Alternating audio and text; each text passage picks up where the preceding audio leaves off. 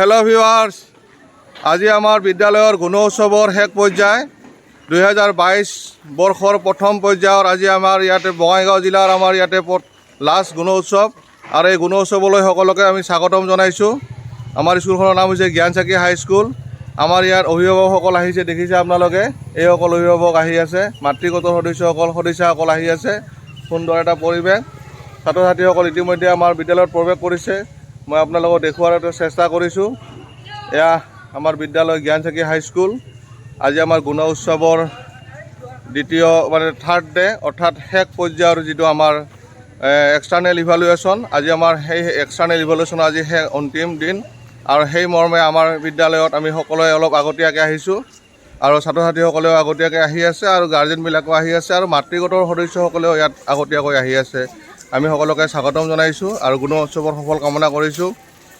শিক্ষাৰ যি মান, গুণগত মান, ইয়াৰ দ্বাৰা যাতে কিছু হ'লেও আমি দেখুৱাবলৈ সক্ষম হওঁ, তাৰ কাৰণে আমি এই উৎসৱৰ জৰিয়তে চেষ্টা এটা কৰিম আৰু চৰকাৰী পক্ষৰ ফালৰ পৰা নিশ্চয় সেই আশা কৰিয়ে আজি এই গুণোৎসৱটো পালন কৰাৰ এটা প্ৰয়াস কৰিছে, এটা চেষ্টা, এটা খোজ হিচাপে তেওঁলোকে এটা লৈছে আৰু প্ৰতি বছৰে এই অনুষ্ঠানটো হয়তো হ'ব।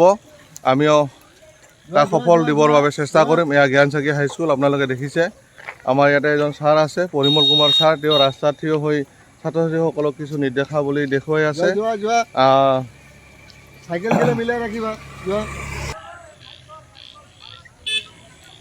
গুণোৎসৱৰ বেনাৰ আপোনালোকে দেখিছে।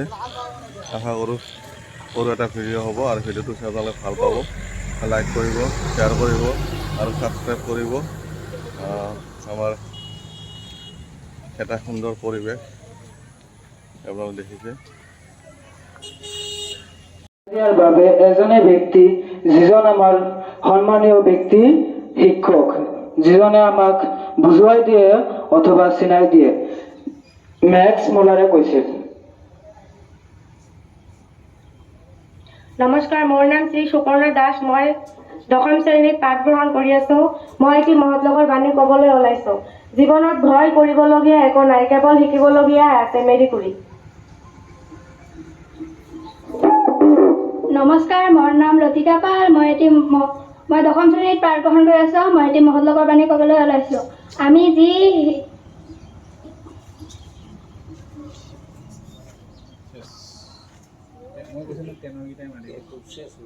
শিক্ষাই আমাক শিক্ষিত কৰিব নোৱাৰে, সেই শিক্ষাৰ মূল্য নাই। মহাত্মা গান্ধী। নমস্কাৰ, মোৰ নাম সীমাৰাণী পাল। মই সপ্তম শ্ৰেণীত পঢ়োঁ। মই এটি মহৎ লোকৰ বাণী ক'ম। সত্যই তাৰ নিজৰ সম্পূৰ্ণ মূল বিচাৰে, ৰবীন্দ্ৰনাথ ঠাকুৰে কৈছিল। নমস্কাৰ, মোৰ নাম মৰ্ণামিকা পাল। মই সপ্তম শ্ৰেণীত পঢ়োঁ। মই এটা মহৎ লোকৰ বাণী ক'ম। মানুহ দেখিবলৈ সহজ, কিন্তু আগুৱাই নিবলৈ কঠিন।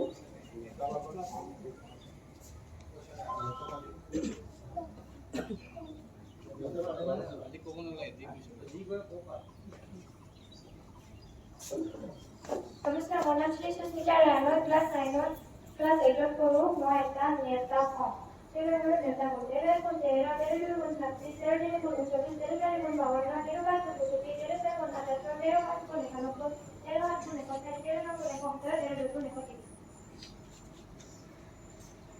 নমস্কাৰ, মোৰ নাম শ্ৰী ৰাধিকা ৰায়। মই ক্লাছ 7ম শ্ৰেণীত পঢ়োঁ। মই এটা মহৎ লোকৰ বাণী ক'ম।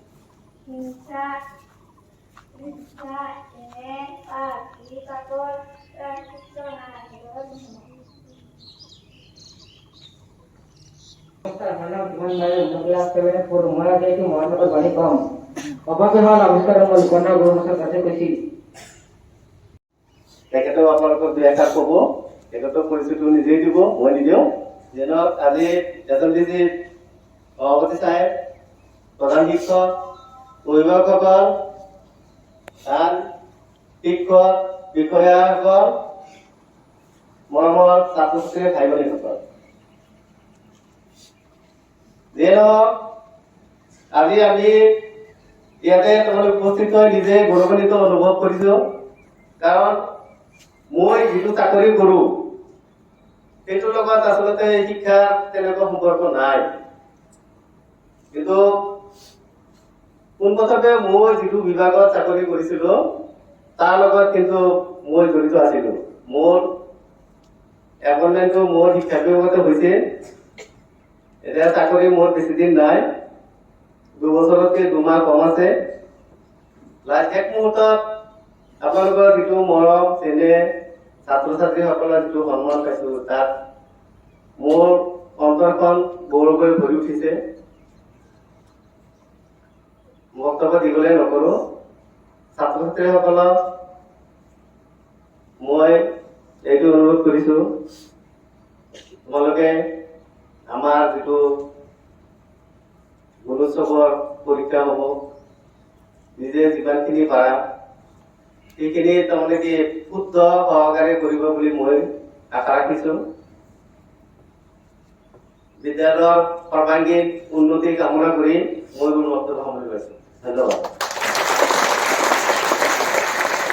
আমাৰ আন এজন এক্সটাৰ্নেল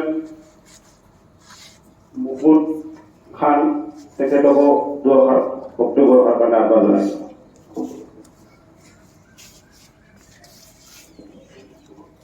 নমস্কাৰ।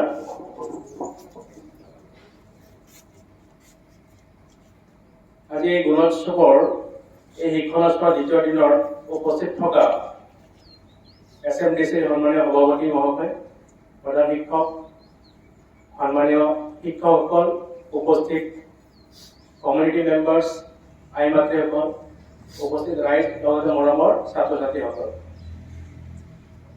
গুণোৎসৱ 2017 প্ৰথমতে আৰম্ভ হৈছিলে। সেইবাৰ মোৰ ডিউটি পৰিছিল, মাজতে এবাৰ পঢ়া নাছিল।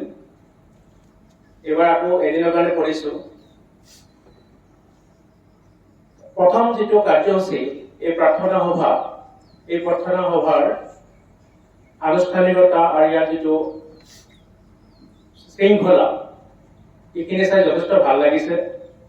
আশা কৰোঁ গোটেই দিনজোৰা যিখিনি কাৰ্যসূচী হ'ব, বাকীখিনি কাৰ্যসূচীত সকলো শিক্ষক শিক্ষয়িত্ৰী, SMDC সন্মানীয় সদস্যসকল, কমিউনিটি মেম্বাৰ্ছসকল, ছাত্ৰ ছাত্ৰীসকল সকলোৰে পূৰ্ণ সহযোগিতা পাম।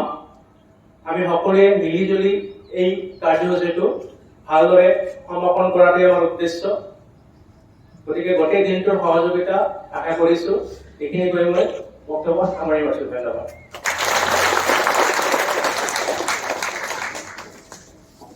আমাৰ বঙাইগাঁও জিলা অধিবিদ্যা পৰিষদৰ প্ৰাক্তন সভাপতি, উপসভাপতি হজৰত আলী ছাৰ, জনসুৰ হাইস্কুলৰ প্ৰাক্তন প্ৰধান শিক্ষক, তেখেতক দুআষাৰ কোৱাৰ কাৰণে আহ্বান জনাইছোঁ।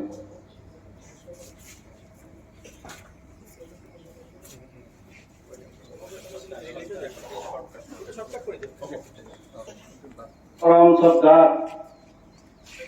জ্ঞানচাকী হাইস্কুলৰ SMDCৰ সভাপতি মহোদয়, আমাৰ এক্সটাৰ্নেল ইভেলুৱেটৰদ্বয়, এই বিদ্যালয়ৰ প্ৰধান শিক্ষক মহোদয়, এই বিদ্যালয়ৰ প্ৰাক্তন SMDCৰ সভাপতি উপসভাপতি মহোদয়দ্বয়, উপস্থিত সন্মানীয় ব্যক্তিসকল, এই বিদ্যালয়ৰ শ্ৰদ্ধাৰ শিক্ষা গুৰুসকল, আই মাতৃসকল আৰু মৰমৰ ছাত্ৰ ছাত্ৰীসকল, মোৰ পৰিচয়টো দিছে। মই প্ৰাক্তন প্ৰধান শিক্ষক জনপ্ৰিয় হাইস্কুল আৰু বঙাইগাঁও জিলা অধিবিদ্যা পৰিষদৰ উপসভাপতি আছিল। যোৱা 2018 চনৰ জুন মাহৰ 30 তাৰিখত মই কৰ্মৰ অৱসৰ গ্ৰহণ কৰোঁ। যিয়ে নহওক, যিটো গুণোৎসৱ, এই গুণোৎসৱৰ তাৎপৰ্য মহান। আমি সকলোৱে এই তাৎপৰ্য উপলব্ধি কৰিব লাগিব।